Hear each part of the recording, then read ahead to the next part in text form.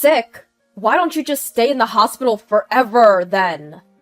Over the phone, my husband uttered these cruel words. His reaction, which I never expected, made my voice tremble.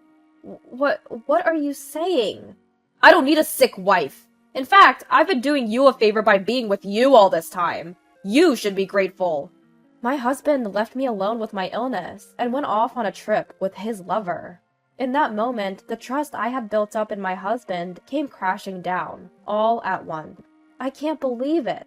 Leaving his sick wife to go on a romantic getaway. Enough is enough. I will show no mercy. Now I will seek revenge, by any means necessary. My name is Lizette, and I'm 28 years old. I've been married to my husband Hervey for 2 years now. We met at the cafe where I used to work.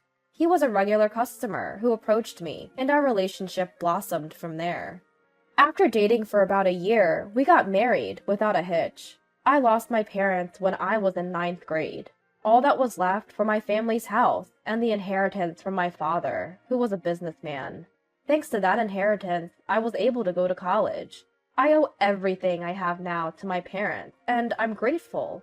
But losing both parents at once left me with wounds in my heart that are immeasurable. I was always afraid that someone I loved might suddenly disappear from my life. I fell into this groundless anxiety, and there were times when I even started to distrust people. During my relationship with Hervey, I expressed my fears many times. He was the one who accepted me with all my insecurities. When he proposed, he said, "I will never leave you, Lizette, and I'll always protect you. So please, marry me." But I don't have a family. I will become your family. Huh? I'll be with you as your family for the rest of our lives. I won't let you feel lonely anymore. Hervey. I believed in his words and decided to get married. After getting married, we moved into the house where I had lived with my parents. Having lived alone for so long, married life with him was so bright and happy. It was dazzling. After we got married, he didn't work late, and he came straight home every day. It became normal to eat dinner together, and before bedtime, we would slowly watch a movie together. Those were joyful days. However, about a year after we got married, my husband's overtime work suddenly began to increase. Though his overtime had been almost zero, it gradually increased to 1 or 2 days a week, and before I knew it, most of the week was filled with overtime. 2 months later, business trips were added, and our time as a couple drastically decreased. Dinner became a daily routine that I ate alone. At first, I endured it, but unable to bear the sudden change in our lives, I decided to open up to my husband. Hey, Hervey, don't you think you've been working late too much lately? Sorry about that. Work's been piling up recently. But you hardly worked late even a few months ago. And then there's that business trip the other day. I'm working hard for you, Lizette. To hear you say that, it's honestly a shock. I'm sorry. Frightened by my husband's intimidating tone, I apologized on the spur of the moment. Then he immediately returned to his usual demeanor and smiled, saying, "As long as you understand." Do I really have to endure this? For the sake of our married life, Hervey is working hard every day. I probably should have been more suspicious, but at that time, I didn't have the courage. To me, who had lost my family, Hervey was my only family left. I didn't want to lose my precious family ever again. Because of these feelings, I couldn't confront him any further. Several months later, on this day, Hervey came home in a state of inebriation like never before. Despite my welcoming, "You're home!" He didn't respond at all, went straight to the bed, and fell asleep, still in his suit. Why? He said he was working late today. An indescribable anxiety overwhelms me. Why is he drunk? Wasn't he supposed to be working late? What has he really been doing all this time? And where? I had so many questions I wanted to ask, but I didn't want to damage our relationship, so I had been turning a blind eye, until now. When I glanced at my husband, who was sleeping contently in bed, I noticed his mobile phone sticking out of his pocket. Could it be that he's hiding something from me? Such a suspicion crossed my mind. Before I knew it, I had my husband's mobile phone secretly in my hand. While he slept, I used his fingerprints to unlock it. Then, on the screen that opened, I saw a long conversation with someone named Lover. Thanks to you, Hervey, I had a great time today. Thank you. When can we meet again? Leave your wife soon and be with me. In the photo folder, there were numerous pictures of Hervey with a woman, presumably Lover. Some of them were quite explicit, and I felt a wave of nausea rise in my throat. With my husband's mobile phone still in my hand, I rushed to the bathroom to catch my breath. Somehow, I managed to keep my composure, but it was too much for me to bear alone. Then I thought of Briella, my best friend from high school, who now lives abroad. She is very intelligent, and after studying abroad in college, she is now working overseas. When I dialed the international number, she answered after a few rings. Hello? Briella? What should I do? I don't think I can handle this anymore. I cried to her, telling her this. What? Wait, Lizette? What's going on? My husband, Hervey, he's been cheating on me. Cheating? I explained the whole situation to Briella, about how after a year of marriage, his overtime and business trips suddenly increased, how he came home drunk, even though he said he was working late, and how I had seen evidence of his infidelity on his mobile phone. I explained sobbing, and Briella silently listened. When I had finished telling her everything, she spoke to me.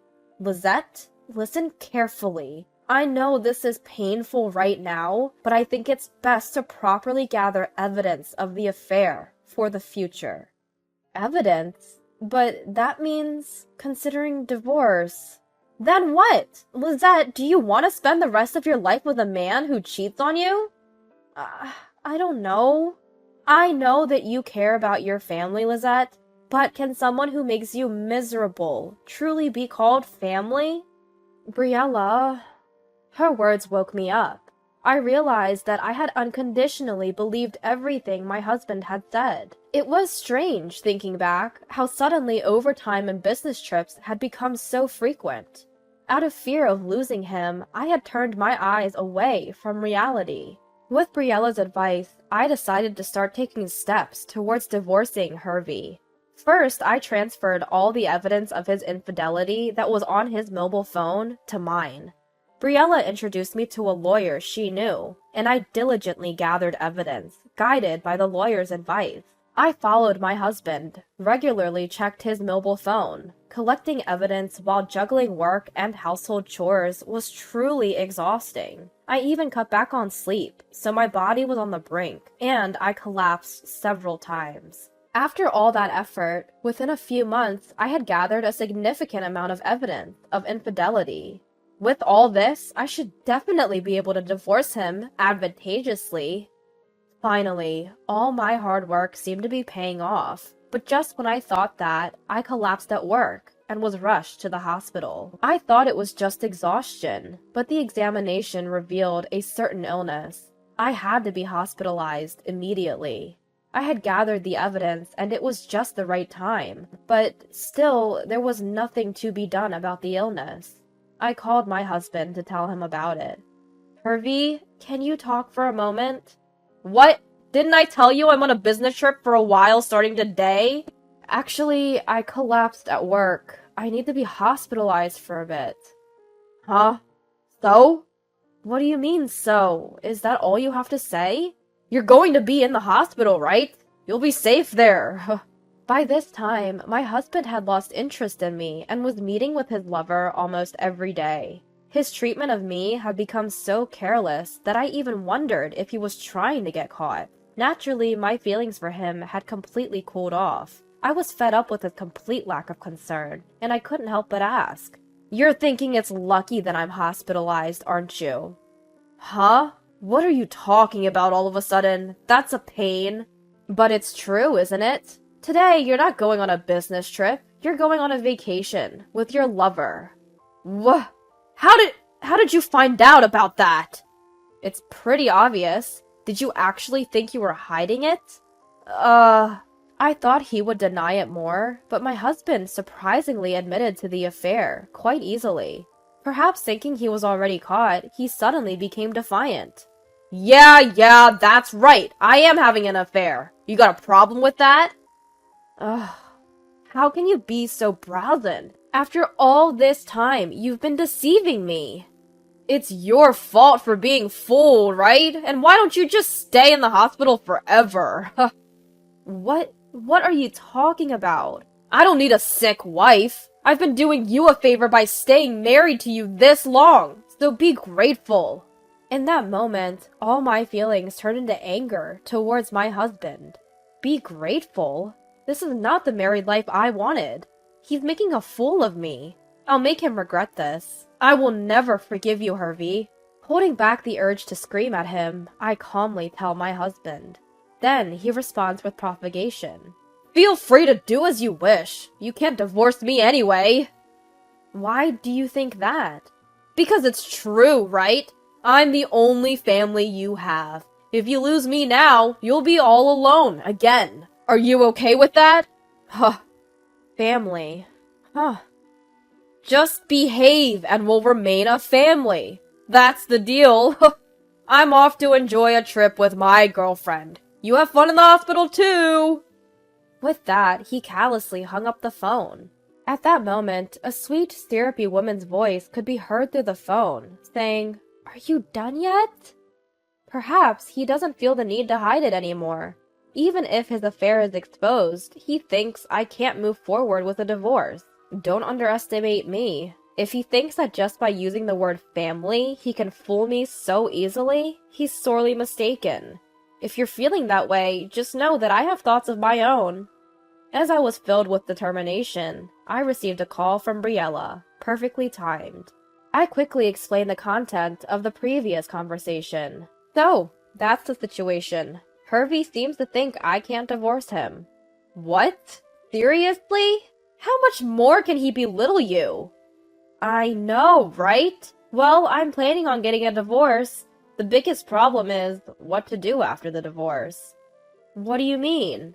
You see, and Briella probably knows this too, the house I'm living in now is mine. So even if I divorce him, I don't know if he'll leave right away, and since he knows the address, he might come back. I see. After a moment of thought, Briella excitedly exclaimed, "That's it! Hey Lizette, I have a great idea." Huh? I opened my eyes wide at the idea that came out of her mouth. But now, I don't have time to hesitate. I accepted her proposal and decided to proceed with the plan simultaneously with the hospitalization. A few days later, today is the day Hervey comes back from his trip with his lover. I, who had already been discharged from the hospital, had been eagerly awaiting his reaction. As expected, I got a call from Hervey in the afternoon. Hello? When I calmly answered the phone, he suddenly raised his voice in anger. Hey, you! What's going on here? What do you mean, what's going on? Inside the house! Everything is gone except for my personal belongings, isn't it? Yes, that's right. Is there a problem with that? What? Where did you take all the furniture and appliances? You didn't sell them to get back at me, did you? Of course not, silly. I moved them to my new place. What? A new place? The word new place seemed to surprise him quite a bit. I guess the idea of me moving out on my own never crossed his mind. Hervey continued to blame me in a strong tone. Don't mess with me! You can't just move out on your own! We need to talk first! Tell me the address! Huh? No thanks. What do you mean? Are you saying it's fine if I don't come back? Yes, it's fine. What? I don't want to see you anymore, so I moved out, quietly. Oh, by the way, I've already sold the house. Please move your stuff out by the end of the month. What are you saying? You still don't get it? I'm saying, let's get divorced. Finally, I laid the divorce on him. My husband seemed quite confused, repeating words I couldn't quite make out over the phone. Whether it was my bringing up the divorce that bothered him, he eventually started lecturing me in an arrogant tone. You Do you really think it's okay to say that? Divorce means our family will be gone, you know? I know, but we haven't been a family for a while now, have we? Don't mess with me. I've always been with you as a family. As a husband. If you insist on divorce, then pay me compensation. Huh? Compensation? Do you even know where you stand? If anyone's paying compensation, it's actually you, okay? Huh? It's not huh. Just so you know, I have more than enough evidence of your affairs. Of course, I'll demand as much compensation as possible from your lover, too. My husband's voice suddenly became very small over the phone, and I could feel his panic. Realizing that he was the one who would be demanded to pay compensation, he quickly changed his attitude and began to plead. Wait, please, I was wrong. Yes? I'll break up with her. I'll start over with you as husband and wife. So, please, just spare me the compensation. My husband is pitifully begging, repeatedly saying, "Forgive me." With each plea, my feelings for him cooled further, eventually turning into irritation. As if to completely sever my attachment to my husband, I shouted out loud, "Enough! You've cheated on me over and over, making a fool of me, and now you say forgive me? Don't kid yourself. I no longer think of you as family. You're the worst kind of man, cheating on your sick wife. I refuse you from my end." Ugh, Lizette, please, listen to me. You don't want to be alone either, do you? I don't care about your story. Your excuses are worthless. I won't cling to you anymore. I don't need a family like you. Just go to hell with your mistress. I hung up the phone unilaterally and blocked his contact. Afterward, I left all dealings with him to the lawyer I had previously hired. At first, my husband was reluctant to agree to a divorce, but frightened by the lawyer's words, divorce mediation and divorce trial, he finally agreed to divorce quietly. I continued to demand compensation in a lump sum from both him and his lover.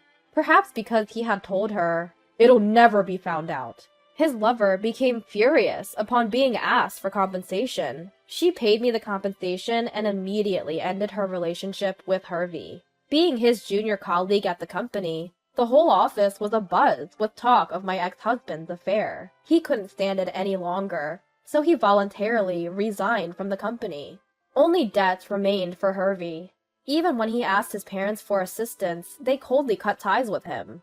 Now, he can't find a new full-time job, and he's desperately juggling several part-time jobs, struggling to pay off his debts every day. On the other hand, I've turned over a new leaf and started a new life. Since my ex-husband knew about the cafe where I used to work, I requested a transfer, and am now working at a different location. I can't thank Briella enough for suggesting this to me. She'll be returning home temporarily soon, so I plan to thank her in person then. I'm done being trapped by the word family. From now on, I want to cherish the people who care for me, just as they cherish me.